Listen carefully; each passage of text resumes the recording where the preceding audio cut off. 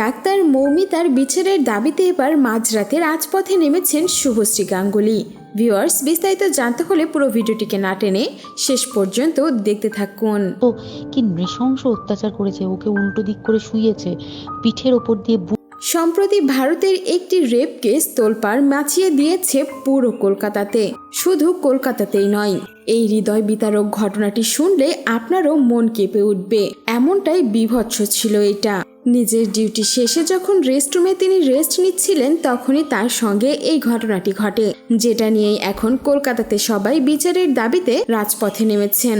এতটা বীভৎস ঘটনা যে কারো সঙ্গে ঘটতে পারে, সেটা হয়তো কেউ কল্পনাও করতে পারেনি। তার সঙ্গে কিভাবে এগুলো করা হয়েছে সেগুলো বলতে লাগলেও গা শিউরে উঠবে, এতটাই কষ্ট দেওয়া হয়েছে মৌমিতাকে।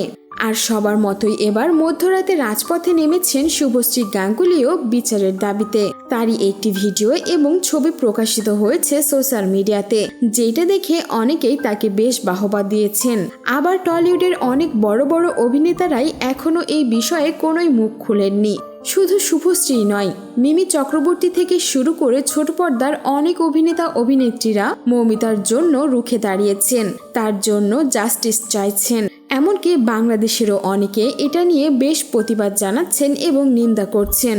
সাদা একটি ফতোয়াতেই দেখা গেল শুভশ্রী সিম্পল ভাবেই সব মেয়েদের সঙ্গেই রাস্তায় হেঁটে হেঁটে প্রতিবাদ জানাচ্ছেন।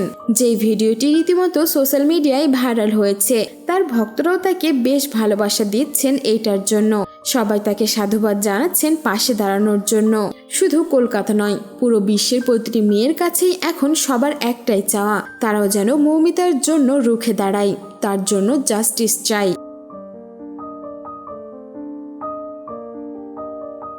ভিউয়ার্স, এ ছিল আমাদের আজকের ভিডিওটি কেমন লাগলো? আর মৌমিতার জন্য যে এবার শুভশ্রীও মাঝরাত্রে রাজপথে নেমেছেন, সেই বিষয়ে আপনার কোনো মন্তব্য থাকলে জানাতে পারেন আমাদের কমেন্ট বক্সে। আর বিনোদন জগতের এমন লেটেস্ট আপডেট পেতে আমাদের চ্যানেলটিকে সাবস্ক্রাইব করে আমাদের সঙ্গেই থাকুন।